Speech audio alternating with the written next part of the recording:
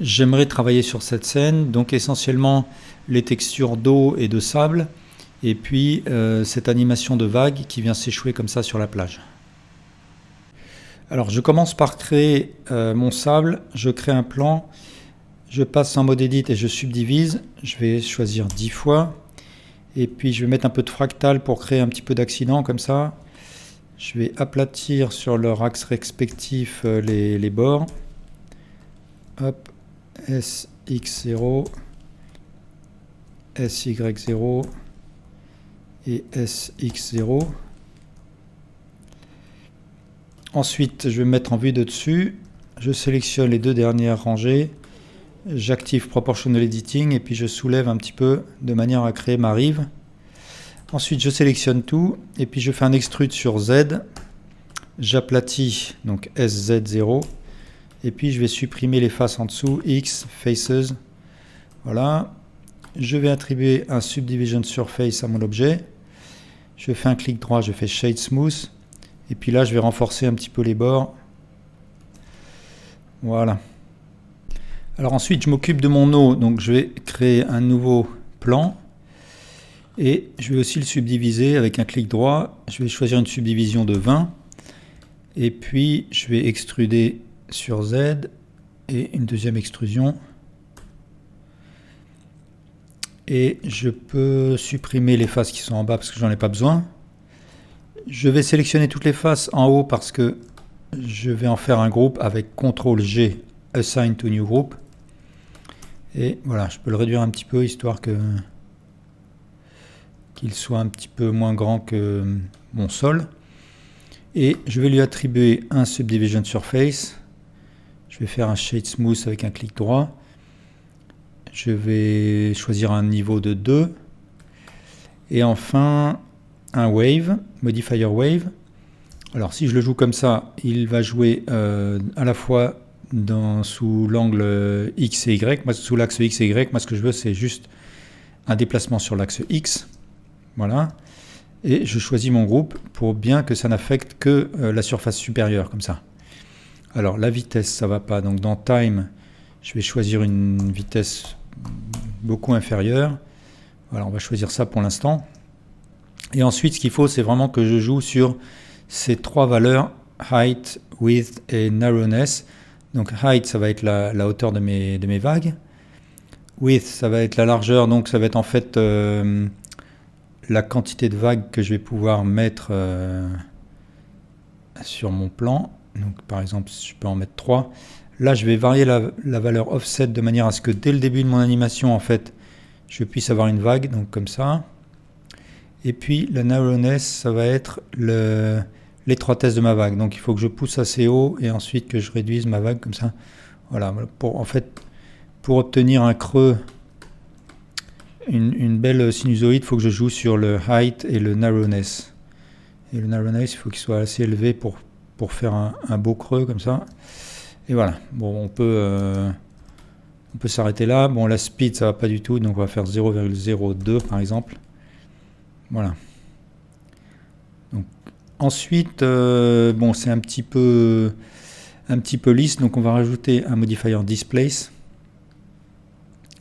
Et puis en cliquant là, sur l'icône là, ça me renvoie directement dans les textures. Là, je clique sur New et je vais chercher une texture Clouds. Et j'ai pas forcément besoin de changer la taille. Bon, je peux un peu grandir la taille comme ça. Hop. Je reviens dans l'onglet des modifiers et là, je joue sur la force pour avoir une force. Voilà, vraiment voir des petits détails sur les vagues pour que ce soit un peu moins artificiel. Et je vais choisir mon groupe de la même manière, de manière à ce que vraiment ça n'ait lieu que sur ma surface. Et aussi, je choisis l'angle Z pour que ça n'ait lieu que le déplacement n'ait lieu que sur l'angle Z. Après, si je veux vraiment bien faire les choses, je peux créer un empty. Et puis, dans mon modifier, choisir comme coordonnée comme coordonnée l'empty, donc object, et là je choisis mon empty, de manière à ce que ce soit les variations de cet empty qui vont me donner des variations de mes petites vaguelettes, même si, bon, je trouve que comme ça fonctionne déjà pas mal, mais on peut rajouter cela. Donc je vais ouvrir le dopsheet et puis créer deux images clés, parce que je vois que si je déplace mon empty sur l'axe Z, ça crée des variations qui fonctionnent bien, je trouve. Donc je vais à l'image 0, je crée une keyframe, et puis je vais à l'image 50, je crée une deuxième keyframe, et je vais créer une interpolation avec T qui soit linéaire, de manière à ce qu'il n'y ait pas d'accélération ou de décélération, et voilà ce que ça donne. Donc après je vais mettre mon plan là où il doit être, par là.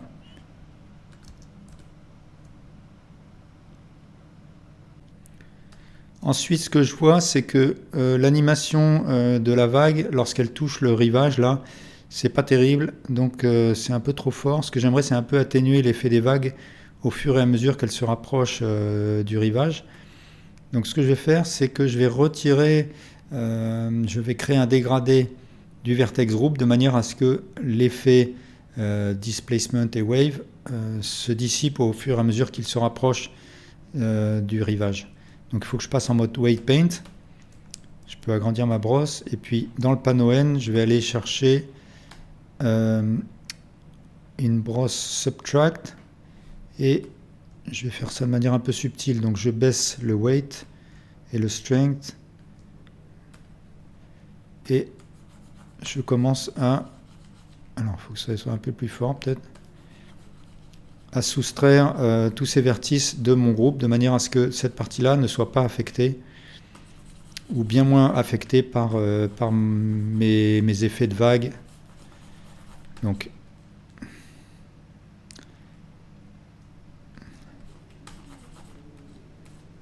voilà, il faut vraiment que ce soit progressif comme ça.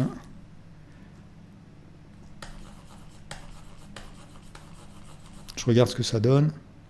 Donc voilà, là je vois vraiment que mon effet il s'écrase peu à peu au fur et à mesure qu'il se rapproche de ma dune. Donc c'est vraiment ce que je veux.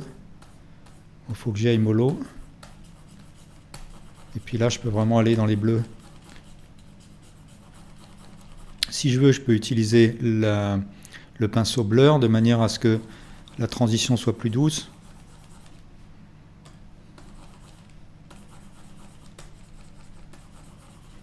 Et pour peindre par transparence, quoique là, on va quand même peindre par transparence. Donc, je désactive Front Faces Only. Je choisis Projected. Voilà, de manière à atteindre les faces que je ne vois pas. Et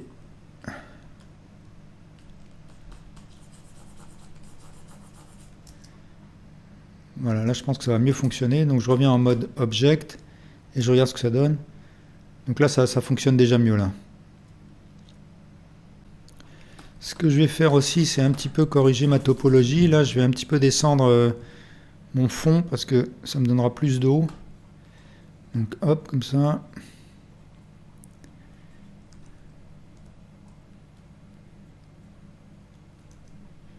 Voilà.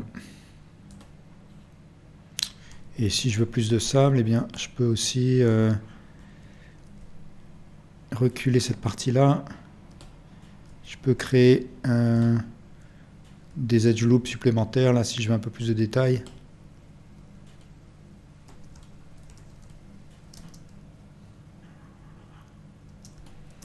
Je peux tirer parfois avec du proportional editing. Ici et là, je peux un peu tirer des vertex, des vertices. Alors maintenant, on peut s'occuper de commencer à faire le matériel des objets. On va commencer par le sable. J'ouvre le shader editor. Je crée un nouveau matériel. CTRL Shift B si je veux zoomer. Et comme j'ai activé l'add-on Node Wrangler, donc j'ai des raccourcis comme par exemple Shift S pour transformer ce node en diffuse. Et puis, CTRL T pour créer cette bande de nodes en amont. Et je vais créer, celui-là, je vais le transformer en noise texture. Et je vais créer un converteur color ramp entre les deux là. Alors, j'active, je me mets en mode render. Et là, je vais un peu baisser mon soleil parce que là, il y a l'environnement qui joue, qui est clair. Donc, voilà, je vais un petit peu baisser le soleil.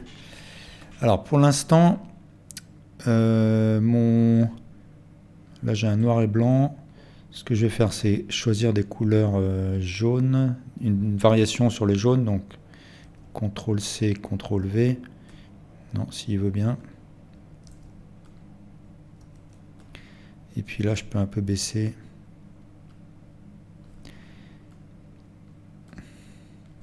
Et je vais augmenter l'échelle de mon noise.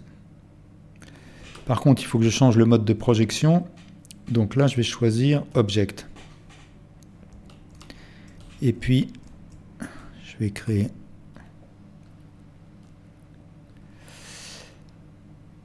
Je vais encore augmenter l'échelle. Bon, là, on va pas essayer de faire quelque chose de parfait. Quelque chose comme ça. Ce qu'il faut, c'est que je crée un petit peu de volume, donc un peu de bump, de faux volume, de fausses 3D. Et je vais d'abord faire un unwrap de mon objet. Je vais créer une couture ici, là, sur cet angle-là, avec un U. Je fais Mark Sim. Je vais sélectionner toutes les faces autour, comme ça. Et je fais un unwrap. Je peux aller voir ce que ça donne dans l'UV Editor. Voilà. Et je fais un CTRL-I pour sélectionner le reste. Je vais me mettre en vue de... Non, je vais faire un unwrap comme ça. Voilà ce que ça donne. Et puis, donc je vais faire je vais créer ici un texture wave qui va me servir de bump. Donc là, je vais créer un vector bump. Je vais rentrer le facteur de mon wave texture dans le 8 du bump et je rentre le bump dans le normal du diffuse. On va voir ce que ça donne. Voilà ce que ça donne pour l'instant. Alors, ce qu'il faut, c'est que j'utilise l'UV que j'ai créé, que je vais rentrer dans l'entrée vector de mon wave texture. Et là, je peux faire déjà, moi je veux que mes vagues aillent dans l'autre sens, donc je fais un R90. Et puis pour ce qui est du reste de mon UV map, eh bien je veux qu'il soit tout petit de manière à ce que voilà, je n'ai presque pas d'effet 3D sur le reste. Alors là par contre ça ne me convient pas du tout. Ce qu'il faut, c'est que je baisse l'effet volume. Donc je vais me mettre à 0,1, on va essayer. Baisser la force. Et puis là, je peux augmenter l'échelle et créer un peu de distorsion. Voilà, là je commence à avoir un effet un peu de sable. Je peux, on va baisser ça par exemple 0,3. Je peux introduire un peu de bruit en amont, donc là je peux créer un noise texture, et puis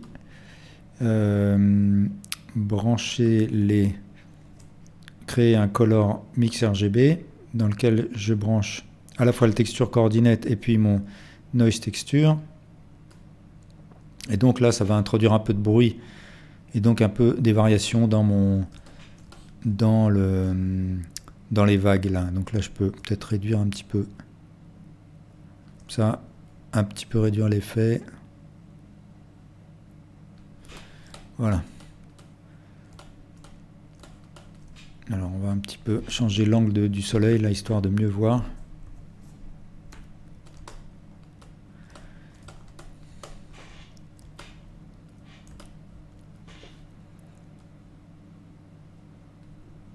Je vais mettre un petit peu plus de distorsion. Peut-être un peu plus de détails aussi.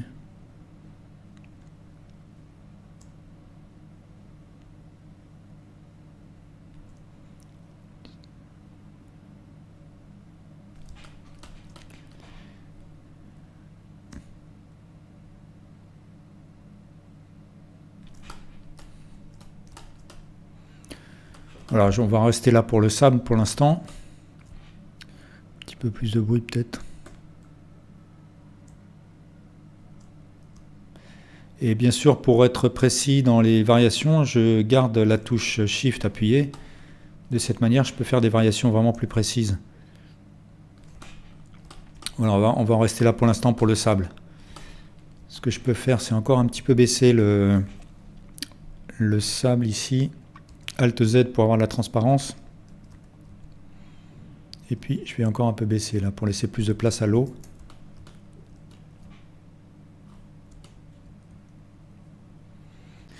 Alors maintenant, je vais m'attaquer au matériel de l'eau. Donc, je vais créer un nouveau matériel. Et puis, avec Shift S, je choisis un Mix Shader. Et ce matériel, ça va être basiquement un mix entre un Glass BSDF et puis un transparent BSDF. Transparent BSDF. Et la couleur, il faut que je choisisse une couleur un peu d'eau, comme ça. Pour l'instant, on le fait un peu au hasard. On regarde ce que ça donne. Alors bien sûr, par défaut, dans Eevee, je n'ai pas de transparence. Donc il faut que j'aille sous l'onglet Matériel. Et puis sous Settings, je choisis Alpha Blend au lieu de Opaque dans le Blend Mode. Shadow Mode, je vais faire None. Je vais retirer Show Backface et puis je n'oublie pas d'activer Screen Space Refraction. Et dans le panneau Render, il faut aussi que j'active Screen Space Reflection et là que j'active Refraction. Voilà. Donc, je commence à avoir quelque chose là. Donc, il y a mon effet de réfraction qui est visible. Si je passe en transparence totale, il disparaît. Donc il faut que je choisisse quelque chose d'intermédiaire. Alors comme on est dans Eevee, ces effets de verre, d'eau, etc. ne sont pas parfaits, mais le tout c'est de simuler quelque chose qui ressemble. Donc l'IOR, c'est-à-dire l'indice de réfraction de l'eau, on va chercher quelque chose autour de 1,33, mais ça on peut le modifier si on veut, si on préfère quelque chose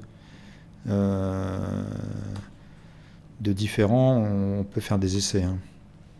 Alors là, ma couleur ne me va pas, je vais chercher quelque chose par là. Ensuite, je prends la couleur et je fais un drag and drop, comme ça. Ensuite, ce que je peux faire, c'est en aval, c'est créer un petit peu plus de reflets. Donc je vais créer un shader glossy et je vais utiliser comme facteur un input layer weight et j'utilise la sortie facing de manière à ce que sur certaines normales, eh bien, j'obtienne mon effet de glossiness. Alors en gardant CTRL pressé, eh bien, je vais de valeur de 0,1 en 0,1 et si je mute mon layer weight, je vois la différence. Donc là, c'est bien d'avoir un petit peu d'effet glossiness. Voilà. Si je veux, je peux aussi un petit peu opacifier mon effet. Je vais revoir un petit peu ce que ça donne autour de 1,33. Je peux un peu opacifier si jamais en amont je mixe mon transparent avec un diffuse. Comme ça. Je vais rester essentiellement transparent, mais je peux voir un petit peu ce que ça donne. Voilà, un petit peu de diffuse. Un petit peu moins quand même. Comme ça. Donc, là, je peux augmenter la luminosité de mes reflets. Je peux peut-être un peu assombrir la couleur. Comme ça. Et mon effet glossy peut être un peu plus vif.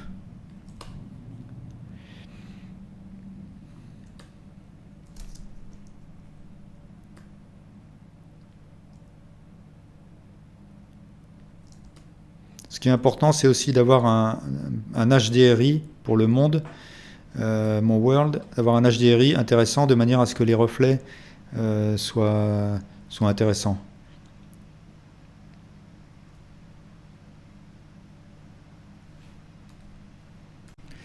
Alors j'ai ramené quelques objets et maintenant ce que je pourrais faire c'est un petit peu améliorer l'interaction qui a lieu entre mon eau et ma dune. Donc déjà je vais un petit peu rallonger la durée de mon animation. Je vais mettre à 100. Alt E pour terminer l'animation à 100.